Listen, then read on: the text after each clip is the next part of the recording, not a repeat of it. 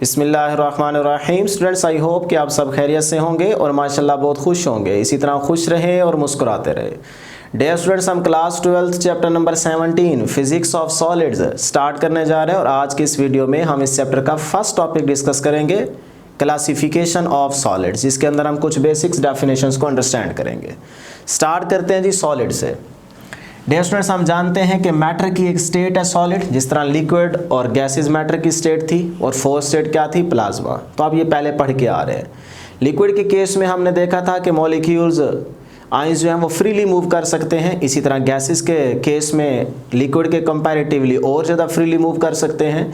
लेकिन जब हम सॉलिड की बात करते हैं तो हम कहते हैं molecules are closely packed together, कि लिक्विड के कंपैरेटिवली सॉलिड के केस में मॉलिक्यूल्स क्या होते हैं, एक दूसरे के साथ जुड़े होते हैं, वो इतना इजीली फ्री मूव नहीं कर सकते। अब डियर स्टूडेंट, जिसकी वजह से हम कुछ इंपॉर्टेंट पॉइंट्स डिस्कस करते हैं सॉलिड के केस में, कि सॉलिड की शेप क्या होती है, डेफिनिट। इसी तरह वॉल्यूम क्या होता है, डेफिनिट। डेंसिटी क्या होती है, हाई, क्योंकि छोटे से एरिया में बहुत सारे मॉलिक्यूल्स आ सकते हैं ना, क्योंकि एक दूसरे से क्लोजली पैक्ड की फॉर्म में होते हैं। तो इसका मतलब अगर क्लोजली एक दूसरे के साथ पैक्ड होते हैं तो फिर छोटे एरिया में बहुत सारे मॉलिक्यूल्स आ सकते हैं, तो जिसकी वजह से हम कहते हैं कि डेंसिटी क्या है, हाई। इसी तरह उन मॉलिक्यूल्स के बिटवीन इंटरमॉलिक्यूलर फोर्स क्या होगी, स्ट्रॉन्ग। एक दूसरे से जुड़े हुए हैं तो इसका मतलब उनके बीच में फोर्स क्या होगी, स्ट्रॉन्ग। इसी तरह इंटरमॉलिक्यूलर स्पेस क्या होगी, मिनिमम, लो, क्योंकि जब एक दूसरे से जुड़े हुए हैं तो उनके बीच में स्पेस कम होगी ना होने के बराबर। तो इसी वजह से हम कहते हैं इंटरमॉलिक्यूलर स्पेस क्या होगी, इनके बीच कम होगी, मिनिमम होगी। नेक्स्ट पॉइंट है कंप्रेसिबिलिटी। तो क्या आप इनको इजीली कंप्रेस कर सकते हैं, नहीं ना, तो कंप्रेसिबिलिटी क्या हो जाएगी, लो। इसी तरह रिजिडिटी क्या होगी, हाई, क्योंकि रिजिड टाइप होते हैं, सख्त होते हैं, तो हम कह सकते हैं कि रिजिडिटी क्या होती है सॉलिड की, हाई। और लास्ट पॉइंट क्या है, kinetic energy very low. Kinetic energy की वैल्यू क्या होगी, लो, बहुत थोड़ी, ना होने के बराबर, नियरली इक्वल टू जीरो भी कह सकते हैं, क्योंकि ये इजीली एक जगह से दूसरी जगह नहीं जा सकते, बल्कि अपनी जगह पे रहते हुए वाइब्रेट करते रहते हैं। तो अब उन वाइब्रेशन की वजह से उनकी कुछ ना कुछ काइनेटिक एनर्जी होती है, जिसकी वजह से हम उसे कहते हैं कि वेरी लो। लेकिन काइनेटिक एनर्जी हाई बिल्कुल भी नहीं कहना, ठीक है, क्योंकि एक जगह से दूसरी जगह नहीं जाते, बल्कि सिर्फ अपनी जगह पर रहते हुए वाइब्रेट कर सकते हैं। अब डियर स्टूडेंट्स, हमारे पास ये जो चैप्टर है ये बेसिकली सॉलिड स्टेट फिजिक्स से लिया गया, और सॉलिड स्टेट फिजिक्स एक बाकायदा पूरी बुक है, ठीक है, ये एक ब्रांच है फिजिक्स की, जिसमें से हम एक छोटा सा चैप्टर एफएससी सेकेंड ईयर के अंदर ये डिस्कस करते हैं।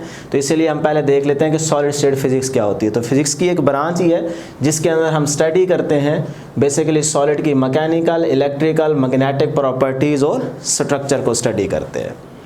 तो अब डियर स्टूडेंट्स, हम पहला टॉपिक स्टार्ट करते हैं, जो डेफिनेशंस हैं, और शॉर्ट क्वेश्चन के पॉइंट ऑफ व्यू से इंपॉर्टेंट है। और अगर आपकी एक्सरसाइज का फर्स्ट क्वेश्चन आप देखेंगे तो वो भी आपके पास यही होगा। अगर आता है शॉर्ट क्वेश्चन तो आप सारा यही लिखेंगे, ठीक हो गया जी, क्योंकि पूरा चैप्टर जो हम लेके चलेंगे 17, ये पूरा चैप्टर एक्सरसाइज के शॉर्ट क्वेश्चन ही है।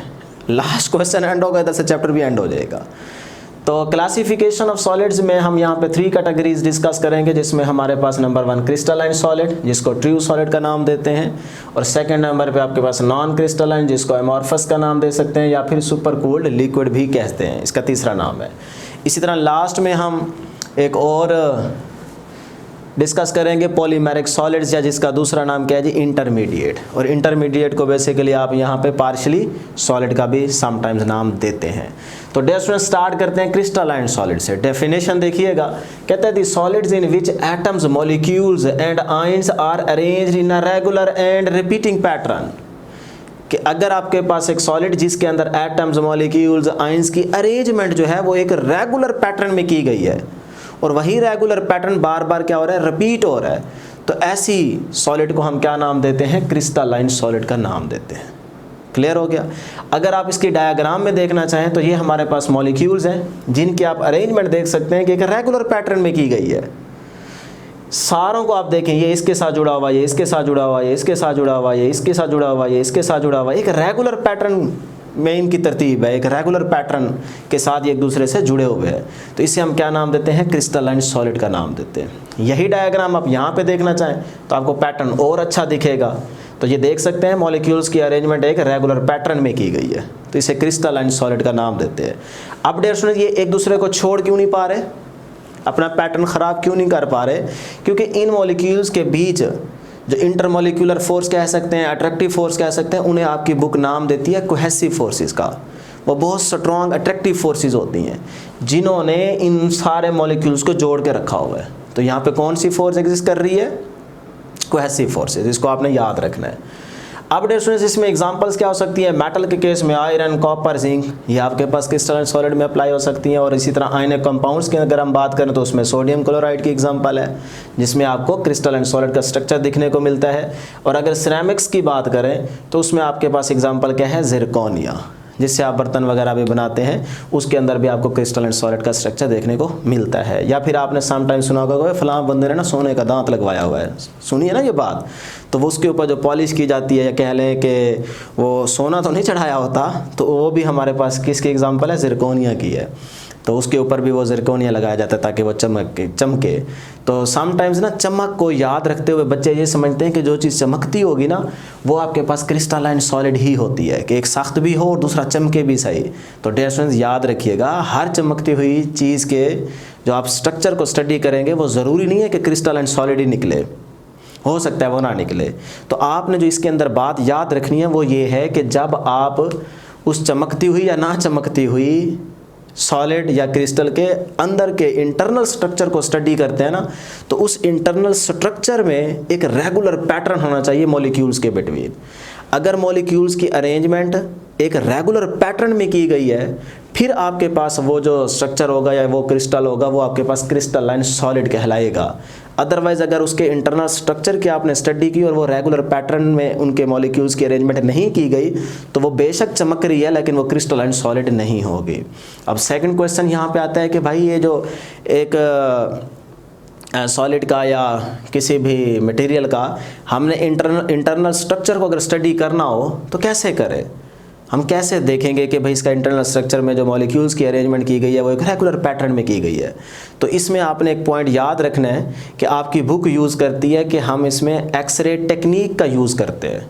तो वो कैसे करते हैं ये हम आगे पढ़ेंगे, लेकिन फ़िलहाल आप इतना याद रख लें कि अगर कोई आपसे पूछे कि भाई हमने मटेरियल के इंटरनल स्ट्रक्चर को अगर स्टडी करना हो जिसके अंदर हमें पता चले कि मॉलिक्यूल्स की अरेंजमेंट की गई है रेगुलर पैटर्न में या नहीं की गई, तो वो कैसे करें? तो आपने कहना है कि एक्सरे टेक्निक को यूज़ करते हुए। तो ये आप पैराग्राफ में एक्सरे टेक्निक के वर्ड को अंडरलाइन कर लें, ये आपका इंपॉर्टेंट MCQs, और हमने यहाँ पर भी वो पॉइंट मैंशन कर दिया। क्लियर हो गया जी? अब डियर स्टूडेंट्स हमारे पास एक और पॉइंट है कि दे हैव अ डेफिनिट या शार्प मेल्टिंग पॉइंट, कि क्रिस्टलाइन सॉलिड का जो मेल्टिंग पॉइंट होता है ये क्या होता है? शार्प या डेफिनिट। इसी तरह बॉइलिंग पॉइंट और इसी तरह हीट ऑफ फ्यूजन। अब हीट ऑफ फ्यूजन आप जानते हैं 9th क्लास से पढ़ते आ रहे हैं। और अब इसका मतलब क्या है कि they have definite melting point, इसको ज़रा समझिएगा। देखें अगर फॉर एग्जांपल ये जो एक मॉलिक्यूल दूसरे मॉलिक्यूल से जुड़ा हुआ है, या आप एटम भी बोल सकते हैं, कि अगर इन दोनों के बीच में ये मैं लेट कर रहा हूँ, कोहेसिव फोर्स से ये जुड़े हुए हैं ना, तो ये जो बॉन्डिंग है ना, बॉन्डिंग, ये बॉन्डिंग, ठीक है। अगर हम इस पर टेम्परेचर अप्लाई करें, अब करते जा रहे हैं करते जा रहे हैं करते जा रहे हैं करते जा रहे हैं करते जा रहे हैं, इस पूरे मटेरियल को कुछ भी नहीं होगा। ये जो लैटिस है बेसिकली इसको कुछ नहीं होगा। अब और टेम्परेचर बढ़ा रहे हैं बढ़ा रहे हैं बढ़ा रहे हैं बढ़ा रहे हैं, एक वक्त आता है अचानक कि ये एक मॉलिक्यूल की जो दूसरे के साथ बॉन्डिंग है ना, उसके बीच में ये जो बॉन्डिंग है, फोर्स है, ये ब्रेक हो जाती है। अब पूरी लैटिस के ऊपर जब दो मॉलिक्यूल्स के बीच की बॉन्डिंग ब्रेक होगी ना, तो उसी टाइम पूरी लैटिस के हर मॉलिक्यूल के बीच में जो फोर्स है वो सारी ब्रेक हो जाएगी। तो पूरी लैटिस ही तबाह हो जाएगी, बर्बाद हो जाएगी, या कह लें लिक्विड बन जाएगा। सॉलिड से आप लिक्विड बनाना चाह रहे हैं, टेम्परेचर अप्लाई करते जा रहे हैं। तो सिर्फ कहने का ये मतलब है कि भाई दो मॉलिक्यूल्स के बीच में जो बॉन्डिंग है ना, एक वक्त आता है कि आपका एक ख़ास ऐसा कोई भी टेम्परेचर समझ लें 60, 70, 50, तो उस पर अगर दो मॉलिक्यूल्स के बीच की बॉन्डिंग ब्रेक होगी तो फिर वो सिर्फ दो की नहीं होगी बल्कि पूरी लैटिस पे जितने भी आपके पास मॉलिक्यूल्स की अरेंजमेंट होगी वो सारी की सारी ब्रेक हो जाएगी। ये इसका मतलब वो एक ख़ास डेफिनिट मेल्टिंग पॉइंट बन गया ना, वो एक ख़ास टेम्परेचर है जिस पे सारी लैटिस ही ब्रेक हो रही है, मॉलिक्यूल्स के बिटवीन जो बॉन्डिंग है वो टूट रही है। तो इसका मतलब देखें, ऐसा नहीं है कि पहले आपने 20 डिग्री टेम्परेचर अप्लाई किया, 2 मॉलिक्यूल की बॉन्डिंग टूट गई। फिर आपने 30 डिग्री बढ़ाया, 30 पे लेके आए, 4 की और टूट गई। फिर आपने 50 किया, 10-12 की टूट गई। ये काम नहीं चल रहा। क्रिस्टल एंड सॉलिड में क्या काम होता है कि कोई एक ख़ास टेम्परेचर की वैल्यू आएगी जिस पे सारी की सारी लैटिस की बॉन्डिंग जो है वो ब्रेक हो जाएगी। इसीलिए हम कहते हैं कि इसका डेफिनेट मेल्टिंग पॉइंट है, या आप कह सकते हैं उसको शार्प मेल्टिंग पॉइंट है। क्लियर हो गया जी।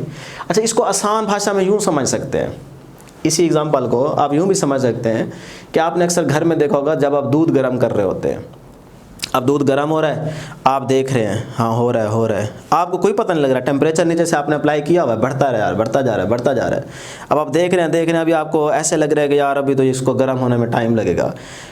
आप इंतज़ार करते करते करते अचानक इस तरफ देखते हैं, अब देखते रहते हैं, समझ लें कोई 20-30 सेकेंड्स, तो अचानक से आप देखते हैं कि वो सारा का सारा बाहर निकल आता है देगची से, जिसको हम कहते हैं वो भर गया।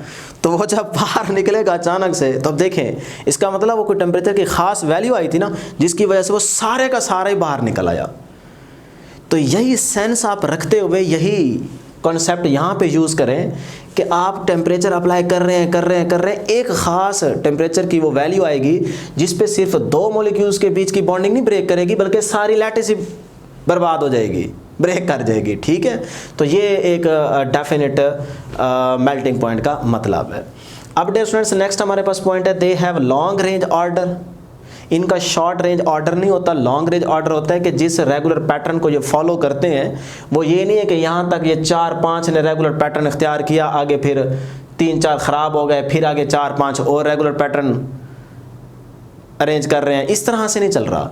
बल्कि एक लॉन्ग रेंज तक, काफ़ी देर तक आप देखेंगे कि इन सारे मॉलिक्यूल्स की जो अरेंजमेंट होगी वो एक रेगुलर पैटर्न में होगी। किस केस में? क्रिस्टल एंड सॉलिड में। उसके बाद है दे अंडरगो क्लीन क्लीवेज या स्मूथ।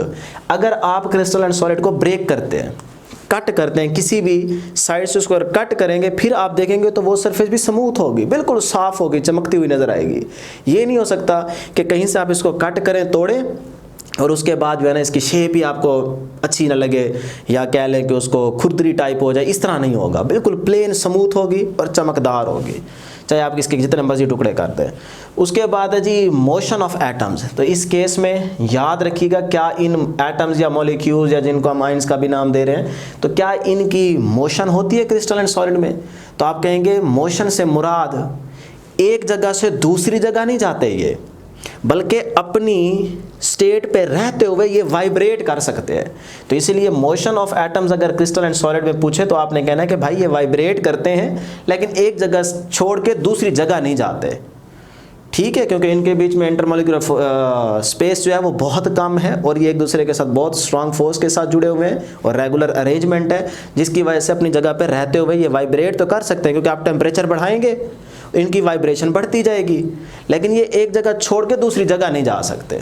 तो इसीलिए इंपॉर्टेंट एमसीक्यूज है, याद रखिएगा। लास्ट में हमने एक और पॉइंट यहाँ पे मेंशन किया है कूलिंग कर्व का। ये आपकी बुक में नहीं है, लेकिन आपने केमिस्ट्री में पढ़ी होगी कूलिंग कर्व, तो इसलिए मैं इसको ज़्यादा डिटेल में डिस्कस नहीं करूँगा। सिर्फ आप क्योंकि क्रिस्टल एंड सॉलिड है तो इसमें पूछ सकता है कि आप कूलिंग कर्व किस तरह से रिप्रेजेंट करते हैं। तो ये आपके पास वर्टिकली टेम्परेचर और अलॉन्ग एक्स एक्सिस आपके पास टाइम है। तो ये कर्व आपको डिसकंटिन्यूस इन्फॉर्मेशन दे रही है कि यहाँ से टेम्परेचर कम हो रहा है, टाइम बढ़ रहा है, फिर एक वक्त आएगा यहाँ से अगर आप फॉर एग्जांपल लिक्विड से सॉलिड बनाना चाह रहे हैं, पानी से आप बर्फ़ बनाना चाह रहे हैं, तो टेम्परेचर गिराते जा रहे हैं, नेगेटिव में आएगा ना, डेल्टा टी ओवर टी की रेशो बन जाएगी ना। तो इसका मतलब ये आ जाएगा डेल्टा टी ओवर टाइम। तो अब ये जो रेशो आ रही है, अब ये देखें कम हो रहा है ना टेम्परेचर, तो इसका मतलब नेगेटिव। अब नेगेटिव का मतलब वही शार्प बन गया ना, यहाँ पे जो हम यहाँ पे डिस्कस कर रहे थे, डेफिनेट या शार्प, तो वही चीज़ आपको यहाँ पे देखने को मिलती है। फिर ये वाला पॉइंट आया जहाँ से सॉलिड की डाइफ्रैक्शन स्टार्ट हो जाएगी, यहाँ से स्टार्ट होगी, फिर टेम्परेचर क्या रहेगा? कांस्टेंट। टेम्परेचर यहाँ से लेके यहाँ तक क्या रहेगा? कांस्टेंट। इस पॉइंट तक सॉलिड क्या हो जाएगी? डाइफ्रैक्शन बिल्कुल कंप्लीट हो जाएगी, बन जाएगा। फिर उसके बाद अचानक देखेंगे आप यहाँ फिर से स्टार्ट हो जाएगी डेल्टा टी ओवर टी की रेशो, और वो नेगेटिव, तो फिर इस तरह से भी इसको शार्प नाम दे सकते हैं। तो यहाँ पे देखें डिसकंटिन्यूअस आपको ये कर्व मिल रही है, तो कूलिंग प्रोसेस के अंदर आपने ये कर्व याद रखनी है। अब जी हमारे पास है इसी तरह नॉन क्रिस्टलाइन। तो भाई इसके अपोजिट आप काम कर दें, जो काम यहाँ पे किया है वही इसके अपोजिट इधर कर दें, जिसका सेकंड नाम है जी अमॉर्फस, या फिर इसको सुपर कूल्ड लिक्विड भी कहते हैं। क्यों कहते हैं अभी आपको पता चल जाएगा। सबसे पहले डिफाइन करते हैं, कहते हैं solids in which there is no regular arrangement of atoms और मॉलिक्यूल्स। भाई अब आपके पास अगर सॉलिड या कोई ऐसा मटेरियल है जिसमें मॉलिक्यूल्स की अरेंजमेंट एक रेगुलर पैटर्न में नहीं की गई, तो वो आपके पास क्या बन जाएगा, अमॉर्फस सॉलिड या फिर नॉन क्रिस्टलाइन सॉलिड। तो डायग्राम में आप देख सकते हैं यहाँ पे इसको और इसको कंपेयर करें तो यहाँ पे रेगुलर अरेंजमेंट है, यहाँ पे नहीं है। इसी डायग्राम को यहाँ पे देखें और ज़्यादा मैंने थोड़ी सी अच्छी शेप में इसको ड्रा किया है कि आपको लगे कि हाँ यार यहाँ स्पेस ज़्यादा है, यहाँ कम है, फिर यहाँ और कम है, फिर यहाँ कम है, फिर यहाँ इससे ज़्यादा है। तो आप यहाँ पे भी देख सकते हैं, यहाँ पे भी देख सकते हैं, कोई एक ख़ास तरतीब नहीं है, या है नहीं है ना। तो वैसे जिस चीज़ की तरतीब ना हो वैसे प्यारी नहीं लगती, अच्छी नहीं लगती। तो यहाँ पे एक तरतीब थी, डायग्राम अच्छी लग रही है, यहाँ तरतीब नहीं है, ये डायग्राम अच्छी नहीं लग रही, ठीक है। तो यहाँ पे छोटा सा क्वेश्चन है कि खूबसूरती की डेफिनेशन क्या है। खूबसूरत किसको कहते हैं, जो प्यारा उसको खूबसूरत कहते हैं? नहीं ना, नहीं, बिल्कुल भी नहीं। देखो खूबसूरती की जो ओरिजिनल डेफिनेशन है ना वो है भी यही, हर वो चीज़ खूबसूरत है जो तरतीब में है। जिस चीज़ को जहाँ होना चाहिए था ना, अगर वो वहाँ पे पड़ी है, वहाँ पे है, तो इसका मतलब वो खूबसूरत है। जिस चीज़ के अंदर तरतीब नहीं है ना वो खूबसूरत नहीं होती। तो खूबसूरती की डेफिनेशन भी याद रखिएगा। तो देखें इसके अंदर तरतीब है, एक तरतीब से हमने अरेंजमेंट की हुई है, तो इसीलिए खूबसूरत दिख रहा है आपको क्रिस्टलाइन सॉलिड। यहाँ कोई तरतीब नहीं है इनकी अरेंजमेंट में, तो इसीलिए ये खूबसूरत नहीं दिख रही। अगर आप तरतीब सही करेंगे तो खूबसूरत दिखेगी, खूबसूरत दिखेगी, देखो क्रिस्टलाइन सॉलिड बन जाएगा। तो अमॉर्फस में क्या है, तरतीब नहीं होती। एग्जाम्पल क्या हो सकती है, ऑर्डिनरी ग्लास की एग्जाम्पल ले लें आप, चौक की एग्जाम्पल ले लें। अब ग्लास यही जो हमारे पास आम शीशा होता है, इसकी अगर हम बात करें तो ये आपको चमकता हुआ तो दिखाई देता है, लेकिन जब आप इसके इंटरनल स्ट्रक्चर को स्टडी करते हैं ना तो वहाँ पे मॉलिक्यूल्स की अरेंजमेंट एक रेगुलर पैटर्न में नहीं मिलती, जिसकी वजह से हम कहते हैं कि भाई देखो चमक तो रही है। स्टार्ट में मैंने क्या कहा था, हर चमकती हुई चीज़ क्रिस्टलाइन सॉलिड नहीं हो सकती, शीशा भी तो चमकता है ना। तो इसके इंटरनल स्ट्रक्चर को जब आप स्टडी करते हैं तो वहाँ पे एटॉमिक लेवल पे इसका जो स्ट्रक्चर है उसमें मॉलिक्यूल्स की अरेंजमेंट रेगुलर पैटर्न में नहीं होती, इसीलिए हम इसको ग्लासी या फिर नॉन क्रिस्टलाइन सॉलिड का नाम देते हैं। नेक्स्ट हमारे पास चाक की एग्जांपल है, इसमें भी पार्टिकल्स होते हैं ना, पार्टिकल से मिलकर बना होता है, तो उनकी भी अरेंजमेंट एक रेगुलर पैटर्न में नहीं होती, तो वो भी आपके पास अमॉर्फस सॉलिड की ही एग्जाम्पल है। नेक्स्ट पॉइंट है जी, जिस तरह यहाँ पे याद रखे थे वैसे यहाँ पे याद रखें कि डू नॉट हैव डेफिनेट या शार्प मेल्टिंग पॉइंट। तो अमॉर्फस सॉलिड का जो मेल्टिंग पॉइंट है वो डेफिनेट नहीं होता, शार्प नहीं होता। इसी तरह बॉइलिंग और हीट ऑफ फ्यूजन भी शार्प नहीं होती। नेक्स्ट हमारे, अच्छा कैसे नहीं होती, क्या मतलब, इसको समझ लेते हैं। जैसे वहाँ पे मेल्टिंग पॉइंट समझा था, यहाँ पे भी समझ लें कि फॉर एग्जांपल अमॉर्फस के केस में जब आप टेम्परेचर अप्लाई करते हैं, यहाँ पे आपने टेम्परेचर अप्लाई किया, आप पहुँचे जी 10 डिग्री सेल्सियस पे, तो ये दो मॉलिक्यूल्स ना, ये वाले दो, ये आपस में जो सुलह करके बैठे हैं अभी, जैसे आप टेम्परेचर अप्लाई करेंगे तो ये कहेंगे कि यार इस ज़िंदगी में क्या रखा है यार, यहाँ से निकलते हैं यार, छोड़ो यार। तो आपने 10 डिग्री टेम्परेचर दिया, ये दो, इनकी बॉन्डिंग ब्रेक हो जाएगी, ठीक। अब आपने 10 से कितना कर दिया, 20 डिग्री। अब अगले ये जो 4 पड़े ना, ये वाले 4, अब ये कहेंगे यार यहाँ पे ना जीने का कोई मज़ा नहीं है यार, छोड़ो यार आगे चलते हैं। तो फिर चलो जाओ, फिर देख लो आगे मज़े हैं कि नहीं है। तो ये इन 4 की ना बॉन्डिंग ब्रेक हो जाएगी। फिर आप टेम्परेचर थोड़ा और बढ़ाएंगे 30 डिग्री सेल्सियस, फिर 5-6 हो सकता है कि इनकी जो इनका दिमाग ख़राब हो जाए, यूँ समझ लें, ये बॉन्डिंग अपनी ब्रेक कर दें। फिर आपने 30 से कितना किया, 40 डिग्री, फिर हो सकता है इन 10-12 का दिमाग ख़राब हो जाए। तो ये कंटिन्यूसली आप टेम्परेचर इंक्रीज़ करते जा रहे हैं और ये आहिस्ता आहिस्ता आहिस्ता आहिस्ता आहिस्ता आहिस्ता ब्रेक होते जा रहे हैं। वहाँ पे ऐसा नहीं था, वहाँ पे अचानक धमाका हो रहा था, यहाँ पे आहिस्ता आहिस्ता आहिस्ता आहिस्ता आहिस्ता आहिस्ता। तो इसीलिए डेफिनेट मेल्टिंग पॉइंट ना हुआ ना, शार्प तो ना हुआ। तो यही पॉइंट आपने यहाँ पे याद रखना है।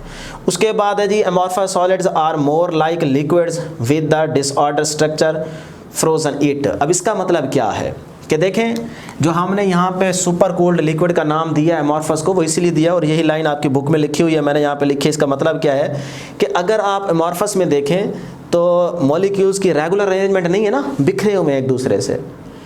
अब आप लिक्विड के केस में पढ़ के आ रहे हैं कि मॉलिक्यूल्स फ्रीली मूव कर सकते हैं। अब वो जैसे जैसे मूव कर रहे हैं, लेट करें कि हम उनको उसी जगह पे रोक देते हैं, फ्रीज कर देते हैं। जब जैसे जैसे लिक्विड के अंदर मॉलिक्यूल्स मूव कर रहे थे, अचानक से हम उसको रोक देते हैं, फ्रीज कर देते हैं। तो जब आपने रोका होगा उस पॉइंट पे अगर उसके शेप पे आप गौर करेंगे तो कोई इधर रुका खड़ा होगा, कोई इधर, कोई इधर, कोई इधर, तो एक इर्रेगुलर अरेंजमेंट होगी ना उन मॉलिक्यूल्स की। तो अब अमॉर्फस के केस में मॉलिक्यूल्स के अरेंजमेंट इर्रेगुलर, बिखरे ठहरे हैं। लिक्विड के केस में जब आपने फ्रीज किया उस स्टेट पे, उस पॉइंट पे मॉलिक्यूल्स को देखेंगे तो वो भी बिखरे खड़े हैं, तो एक रेगुलर पैटर्न नहीं दिखेगा वहाँ पे। तो जिसकी वजह से हम कहते हैं कि भाई ये तकरीबन मिलता जुलता है। हाँ, एक फ़र्क है कि अमॉर्फस के अंदर वो मॉलिक्यूल्स रहते अपनी स्टेट पे हैं, लिक्विड के केस में अपनी स्टेट पे नहीं रहते, लेकिन उनका जो उनकी क्या लें शेप आ रही है, जो पैटर्न आ रहा है बेसिकली, वो तो इर्रेगुलर है ना। कार वो मूव रहे हैं, इस केस में मूव नहीं कर रहे, तो डिफरेंस है और ये रखना है याद। लेकिन हम सिर्फ शेप को देख रहे हैं, पैटर्न को देख रहे हैं, तो उसमें भी वही पैटर्न, इसमें भी वही पैटर्न, इसीलिए हमने यहाँ पे ये लाइन मेंशन की और इसका मतलब वही है। क्लियर हो गया जी। नेक्स्ट हमारे पास पॉइंट है जी, paste like state before it becomes a very viscous liquid at 800 degree Celsius. जब आप टेम्परेचर बढ़ाते जा रहे हैं, बढ़ाते जा रहे हैं, बढ़ाते जा रहे हैं, बढ़ाते जा रहे हैं, बढ़ाते जा रहे हैं, यही टेम्परेचर जब 800 डिग्री सेल्सियस पे पहुंचेगा ना, तो वो कहता है वो सारे का सारा आपके पास जो भी सॉलिड था वो विस्कस लिक्विड बन जाएगा। क्लियर। लेकिन 800 से पहले किस तरह का होगा, वो कहता है पहले फिर पेस्ट की तरह होगा। अब पेस्ट की एग्जांपल कौन समझाए, है ना। तो इसको ऐसा याद रखें, आपने ना विलेज साइड पे कीकर का दरख्त देखा होगा, क्योंकि मेरे पास चीज़ है नहीं ना, मैं आपको समझा नहीं सकता कि पेस्ट चीज़ क्या है। तो अगर कीकर के दरख्त के जहाँ से टहनियाँ निकलती है ना, जो जोड़ होता है, वहाँ पे अगर देखें तो हल्का हल्का लिक्विड निकला खड़ा होता है। उस लिक्विड को अगर आप थोड़ा सा हाथ लगा के उठाएं, निकालें, तो निकालने के बाद उसको जैसे खींचोगे ना वहीं खड़ जाएगा, फिर खींचोगे यहीं खड़ जाएगा, फिर खींचोगे यहीं खड़ जाएगा। वो जो एक स्टेट होती है ना कि जिस चीज़ को खींचे वहीं पे खड़ जाए, ना तो वो पूरा लिक्विड हो और ना ही वो सॉलिड हो, उसका कोई एवरेज समझ लें या इंटरमीडिएट पॉइंट समझ लें, वो जो शेप आती है ना बेसिकली, उसको हम पेस्ट टाइप कहते हैं।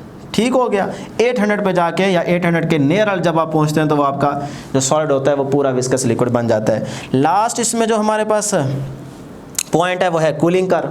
तो इस केस में आप देख सकते हैं कि टेम्परेचर वहाँ से अगर आप सॉलिड से लिक्विड में जा रहे हैं, काम करते जा रहे हैं, करते जा रहे हैं, टाइम बढ़ता जा रहा है, बढ़ता जा रहा है, बढ़ता जा रहा है, तो ये आपके पास कर्व आ जाएगी किसकी, अमॉर्फस सॉलिड की। लास्ट है जी हमारे पास पॉलीमेरिक सॉलिड, जिसका दूसरा नाम क्या है, इंटरमीडिएट सॉलिड, या आप इसको समटाइम्स क्या नाम देते हैं कि polymeric solids are also called partially या पुअरली सॉलिड्स। यानी कि ना तो ये बिल्कुल ही अमॉर्फस की तरह होंगे, बिल्कुल ही ख़राब, ना ही ये बिल्कुल अच्छे होंगे, ना तो क्रिस्टलाइन सॉलिड की शक्ल में आएंगे, ना ही अमॉर्फस की शक्ल में आएंगे, लेकिन इन दोनों के बीच की जो शक्ल होगी ना उसमें आते हैं पॉलीमेरिक सॉलिड्स। तो इसलिए इसका नाम क्या है, इंटरमीडिएट। क्लियर है जी। डेफिनेशन देखिएगा, those solids which are said to be more or less solids materials with a structure that is intermediate between the order and disorder. Order और डिसऑर्डर के बीच, ठीक है, जो भी ऑर्डर बनेगा वो आपके पास पॉलीमेरिक सॉलिड्स कहलाते हैं। और इस तरह से आपको एक चेन दिखाई गई है और आपकी डायग्राम में यहाँ पे आप देख सकते हैं कि चेन बन रही है, ना तो ये प्रॉपर तरीके से अरेंजमेंट की गई है और ना ही बिल्कुल अमॉर्फस जैसी है, बल्कि उनका इंटरमीडिएट दिखाया गया इस चेन पे। अगर आप गौर करें HC पे, तो इसको हम कहते हैं PVC। और PVC आपको पता होगा, सुना है ना यार, PVC के पाइप ले आओ यार, प्लास्टिक वाले PVC के पाइप, तो उसको हम यही कहते हैं। PV का मतलब, P का मतलब पॉली, और V का मतलब जो है वो आ जाएगा, मेरा ख्याल है कि क्या कहते हैं V को, पॉली आ गया पॉलीविनाइल, ऐसे होगा ना, हाँ चलो ऐसे ही होगा, चेक कर लीजिएगा, पॉलीविनाइल क्लोराइड, ठीक है, PVC का मतलब है। तो अब डियर स्टूडेंट्स यहाँ पे एक चीज़ और याद रखें, पॉली का मतलब मैनी, है ना, बहुत सारे, और मैरिक का मतलब पार्ट्स, यानी कि बहुत सारे पार्ट्स मिलकर एक पॉलीमेरिक बनाएंगे। तो इस तरह आप इसको समझें कि मोनोमर्स है, ये एक सिंगल मोनोमर, ये मोनोमर, ये मोनोमर, ये मोनोमर, ये मोनोमर, अगर हम बहुत सारे मोनोमर्स को ऐड करें तो फिर जाके आपको क्या मिलता है, एक पॉलीमेरिक मिलता है। बहुत सारे मोनोमर्स मिलकर एक बोले शाबाश, एक पॉलीमर बनाते हैं। लेकिन याद रहे, ये जो मोनोमर्स होंगे ना, इस एक में भी या जितने भी मिलते हैं, इनकी जो तादाद होती है, रेंज होती है, वो 1000 से लेकर 10,000 के बीच में होती है। तो 1000 और 10,000 के बीच में बहुत सारे ये मिलकर फिर जाके एक पॉलीमर बनाते हैं। क्लियर। और जब ये मिलकर सारे पॉलीमर बनाते हैं, इस प्रोसेस को हम क्या नाम देते हैं, पॉलीमराइजेशन का नाम देते हैं। और आप यहाँ पे देख लें सारे ऐड होके एक पॉलीमेरिक बनाई खड़े हैं, और इस प्रोसेस को हम क्या नाम देते हैं, पॉलीमराइजेशन का नाम देते हैं। ये भी आपकी बुक ने मेंशन कर दिया। अब है जी इसके अंदर एग्जाम्पल में आप कह सकते हैं पॉलीथीन, और उसके बाद क्या है पॉलीस्टाइरीन। पॉलीथीन के अंदर आप एग्जाम्पल ले सकते हैं जो शापर होते हैं, शापर वाले बैग नहीं मिलते, अगर आप ग्रॉसरीज क्या कहते हैं सब्जी मंडी में कहते हैं ना, ग्रॉसरीज कहते हैं, बेसिकली वर्ड यूज़ करते हैं कि जहाँ से आप सौदा सलफ लें। और सौदा सलफ कौन सा ग्रॉसरीज का वर्ड यूज़ जब करते हैं तो उसका मतलब होता है सब्जी वाली मार्केट से जब सौदा सलफ लें, ठीक है ना। तो वहाँ से जब आप सौदा सलफ लेते हैं तो उसमें जो आपको शापर होते हैं जिसके अंदर आप सारा सामान डालते हैं, वही आपके पास बैग जो होते हैं उन्हें हम पॉलीथीन कहते हैं। और दूसरे नंबर पे जो पॉलीस्टाइरीन है, इसमें आप समझ सकते हैं जो चाय वाले कप होते हैं, ठीक है, बाहर आपको ढाबे पे मिलते हैं। उसके बाद नेचुरल रबर जो है, इसका फार्मूला याद रखिएगा, ये भी आपके पास पॉलीमेरिक सॉलिड में आता है C5H6 और इंटू N। अब N से मुराद क्या है कि ऐसे बहुत सारे मिलके फिर जाके पॉलीमेरिक बनाते हैं, तो वो एग्जाम्पल मैंने यहाँ पे आपको दे दी। क्लियर।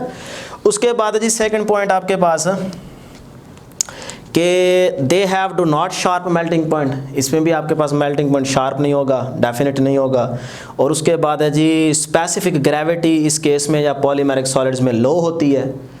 तो जिस स्पेसिफिक ग्रेविटी का फार्मूला क्या होता है, material density of the material to the density of the water. ये रेशो होती है बेसिकली स्पेसिफिक ग्रेविटी, पूछ सकते हैं आपसे। तो आपने कहना it is the ratio of the density of material to the density of water.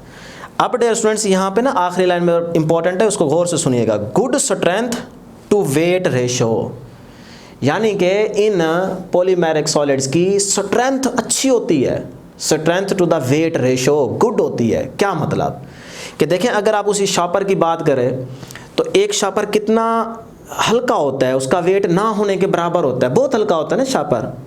लेकिन उसके अंदर आप 2-2 किलो आलू, 1 किलो प्याज, 1 किलो टमाटर हैं जी, 1 पाव सब्ज मिर्च, ये सारा एक ही शापर के अंदर डाल रहे हो। 5-6 किलो का वेट आप उसके अंदर डाली खड़े हो, लेकिन उसका खुद का वेट ना होने के बराबर है, 5-6 ग्राम होगा।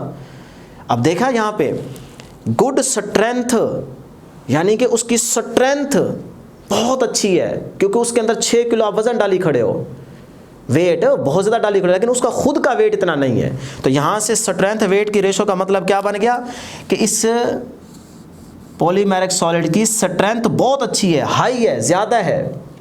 इसके अंदर 10-10 किलो का वजन आप डाल देते हो, लेकिन इसका खुद का वेट जो है वो क्या है, वो कम है। इसका खुद का वेट कम है, लेकिन इसके अंदर बहुत भारी भारी चीज़ें आ सकती है। तो इसीलिए हम कहते हैं good strength to weight ratio है पॉलीमेरिक सॉलिड्स की। ठीक है जी। तो अब डियर स्टूडेंट्स हम लास्ट में क्रिस्टल लैटिस के अंदर 2 डेफिनेशंस कर लेते हैं और फिर ये हमारा फर्स्ट टॉपिक एंड हो जाएगा।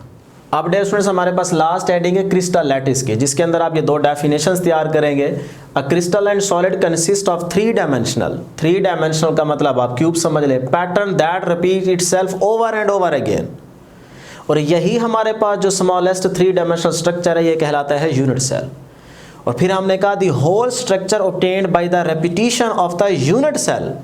यही यूनिट सेल जो स्मॉलेस्ट 3 डायमेंशनल स्ट्रक्चर होगा ये बार बार रिपीट करता जाए और फिर जाके हमारे पास एक क्रिस्टल लैटिस बनती है। फॉर एग्जांपल अगर आपके पास ये यूनिट सेल है, लो जी ये हमारे पास यूनिट सेल आ गया, ठीक है। अब ये देखें 3 डायमेंशनल स्ट्रक्चर आ गया ना, यूनिट सेल इसी को कहते हैं।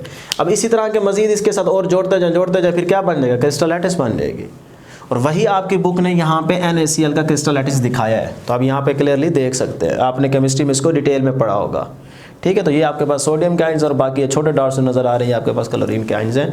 और ये बनाना भी बहुत आसान है, लेकिन आप यहाँ पे देख लें, आपने सीखा होगा, अदरवाइज़ आपको नेक्स्ट वीडियो में हम इंशाल्लाह बताएंगे। तो अब डियर स्टूडेंट्स इस क्यूब के अंदर आपसे MCQs पूछे जा सकते हैं कि क्यूब को आपको पता है कि इसके फेसेस कितने होते हैं, 6 क्या होते हैं जी, फेसेस। एक फ्रंट, फिर इसका बैक, फिर अप, फिर डाउन और 2 साइडों पे, एक ये वाला, 2, एक ये वाला, एक पीछे वाला बैक वाला और एक फ्रंट वाला। तो 6 इसके फेसेस होंगे। उसके बाद अगर हम इसके कॉर्नर्स पॉइंट्स की बात करें, कॉर्नर्स पॉइंट, तो वो कितने होंगे, वो 8 होंगे। 1 2 3 4 5 6 7 और ये 8।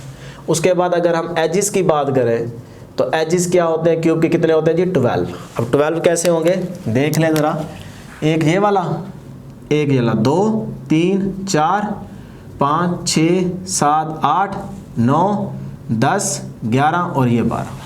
ठीक है, तो एजिस कितने होंगे 12 होंगे। तो ये थी डियर स्टूडेंट्स हमारे पास आज की डिस्कशन। उम्मीद करते हैं कि आपको ज़रूर समझ आई होगी। अपना भी ख्याल रखें और अपने इस चैनल का भी ख्याल रखें। अपने दोस्तों को इसका लिंक शेयर करते रहें और इस चैनल को ज़रूर सब्सक्राइब करते हैं। Thank you very much.